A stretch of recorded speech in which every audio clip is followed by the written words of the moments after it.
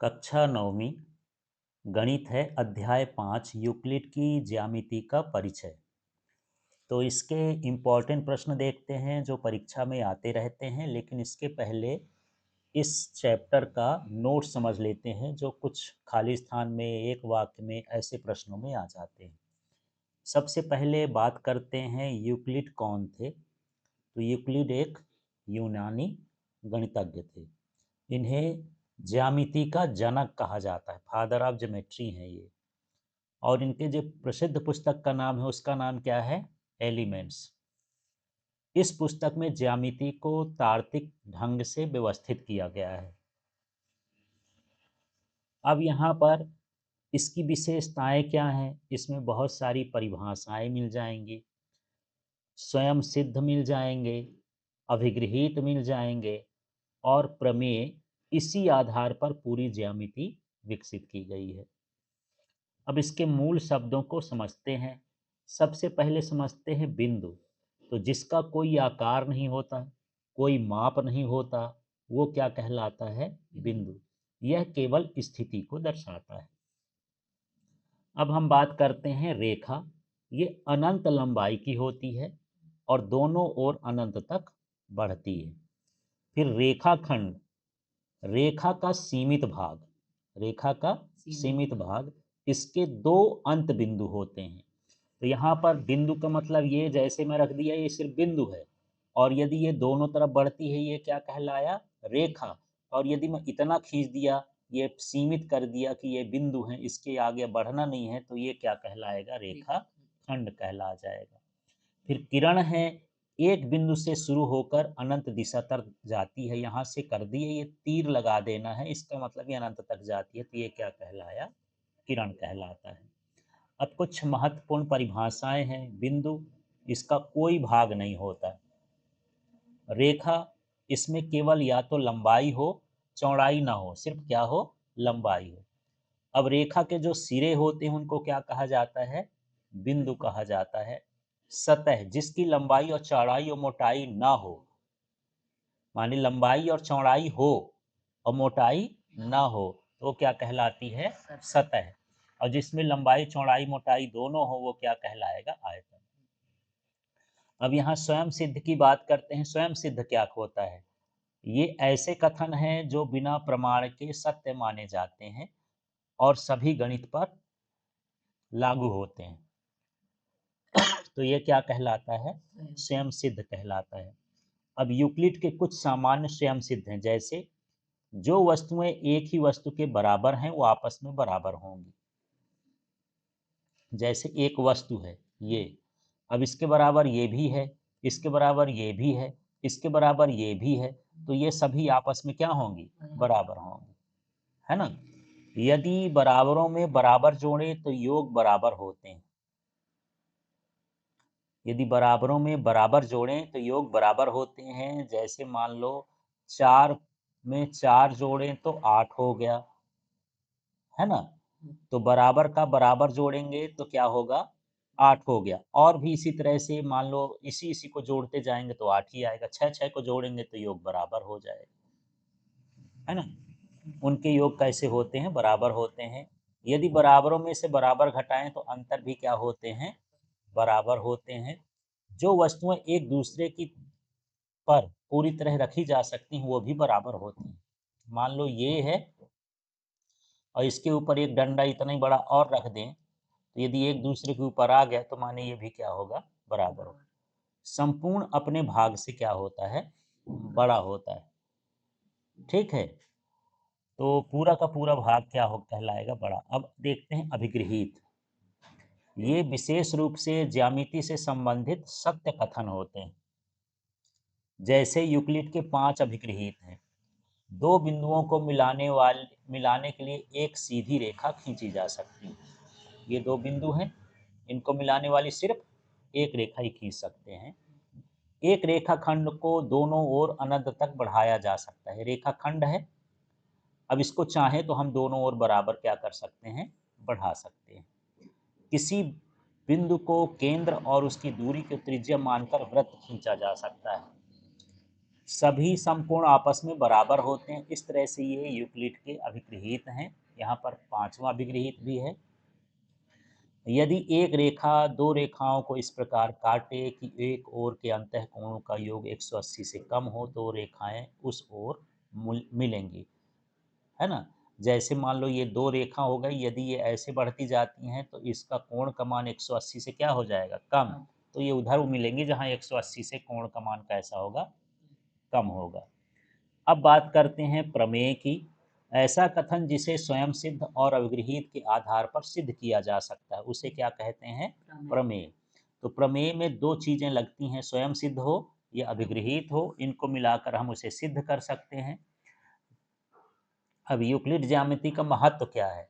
आधुनिक ज्यामिति का ये आधार है, तार्किक सोच विकसित करती है, गणित को व्यवस्थित रूप देती है, वास्तुकला, इंजीनियरिंग और विज्ञान में उपयोगी। तो ये इसके तो शॉर्ट नोट्स थे। अब इसमें से बहुविकल्प वाले प्रश्नों को देखते हैं। तो यहाँ देखिए, यूक्लिड किस देश के गणितज्ञ थे, तो ये कहाँ के थे, है ना, यूनान, या इसी को हम ग्रीस बोलते हैं। फिर है, यूक्लिड की प्रसिद्ध पुस्तक का नाम क्या है, तो ये क्या है, एलिमेंट्स। यूक्लिड को कहा जाता है, किसका कहा जाता है, क्या कहा जाता है, हाँ, तो ये ज्यामिति के क्या कहला गए, जनक कहला गए। फिर है, वह कथन जो बिना प्रमाण के सत्य माना जा सकता है वो क्या कहलाता है, स्वयं सिद्ध। कोई प्रमाण की जरूरत नहीं होती, वो स्वतः ही क्या है, सिद्ध है। जैसे सूर्य हमको दिखाई देता है तो है, ये स्वयं सिद्ध कहलाया। ज्यामिति से संबंधित विशेष स्वयं सिद्ध को क्या कहते हैं, हाँ, तो ये क्या कहलाता है, अभिगृहित कहलाता है। दो बिंदुओं को मिलाने पर कितनी रेखाएं खींची जा सकती हैं, केवल एक। दो बिंदुओं से केवल कितनी रेखा जा सकती है, एक। सभी समकोण होते हैं, अलग अलग होते हैं कि बराबर होते हैं, सब कैसे होंगे, बराबर होंगे। संपूर्ण अपने भाग से बड़ा होता है कि छोटा, बड़ा होता है। फिर है, वह कथन जिसे सिद्ध किया जा सकता है क्या कहलाता है, वो प्रमेय कहलाएगा। रेखा के सिरे होते हैं, वो सिरे क्या होते हैं, बिंदु होते हैं। फिर यहाँ पर रिक्त स्थानों को देखते हैं।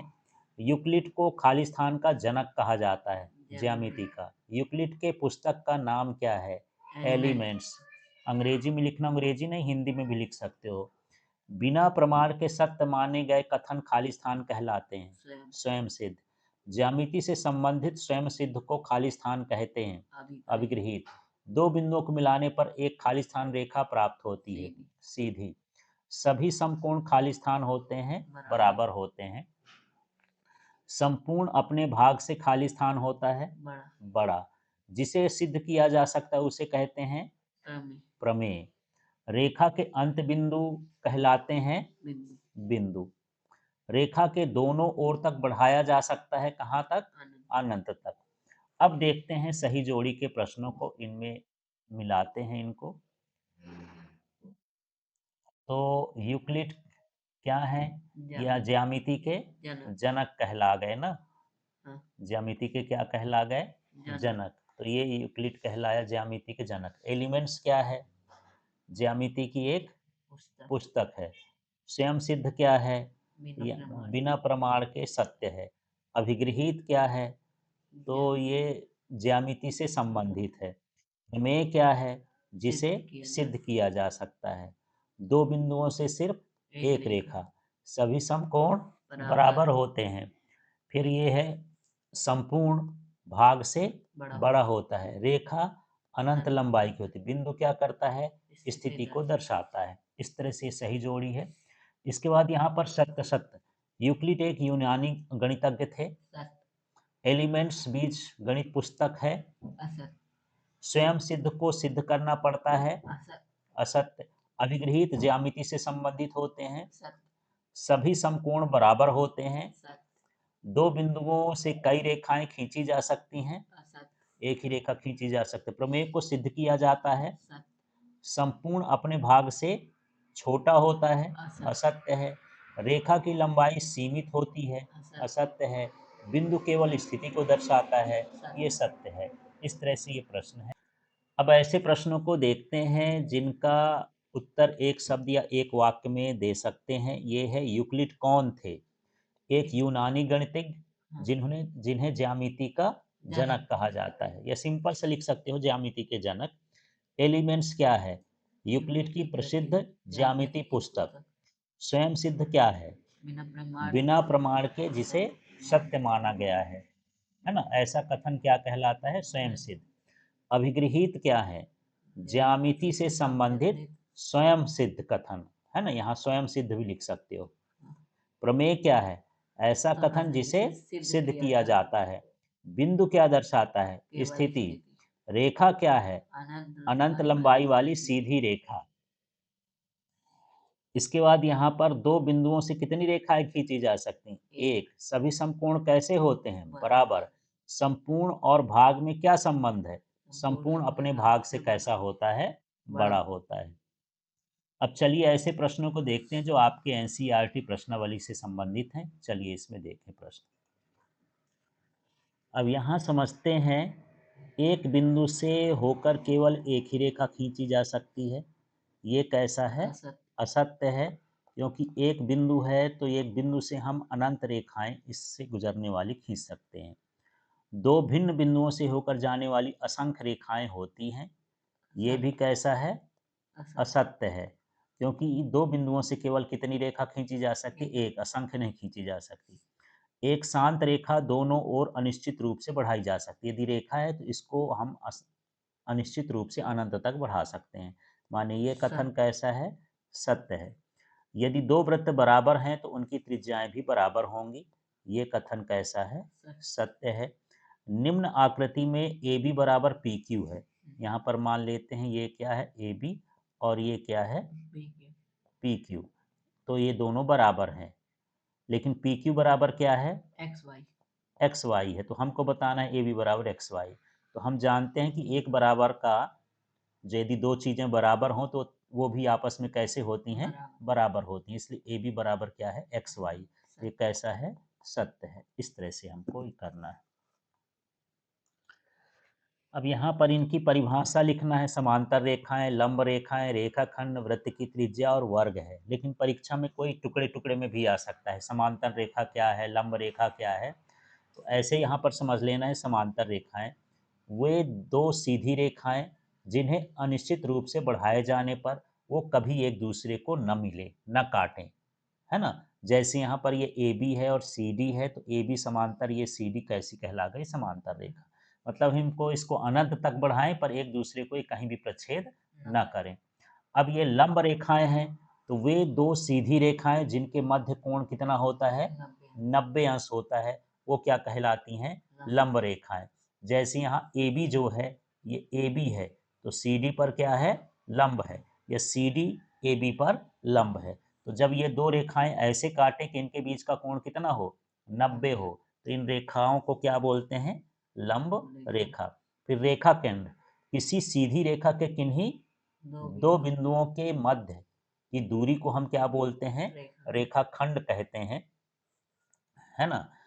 और यहाँ पर ये ऐसे सीधी रेखाखंड को हम दर्शा सकते हैं। चित्र है, ये जो सीडी है ये क्या है? रेखाखंड है। ठीक है ना?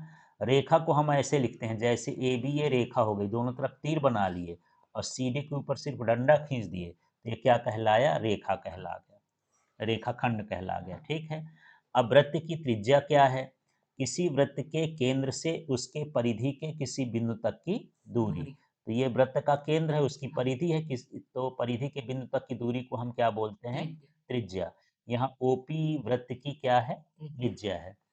चित्र बना के भी बता सकते हैं। फिर वर्ग क्या है? वह चतुर्भुज जिसकी चारों भुजाएं बराबर हों और प्रत्येक कोण समकोण हो, वो क्या कहलाता है? वर्ग कहलाता है। जैसे यहाँ ए बी सी डी वर्ग है, तो सारी भुजाएं इसकी क्या है? बराबर, और इसका हर कोण कितने का है? 90 का है, तो इसे क्या कहा जाएगा? वर्ग। अब एक सरल सा प्रश्न है, ज़्यादा कठिन नहीं है।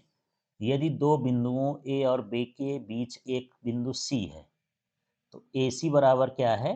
B C. ये ए और बी हो गया, इनके बीच में एक बिंदु क्या है? सी है, और इसमें ए सी बराबर क्या है?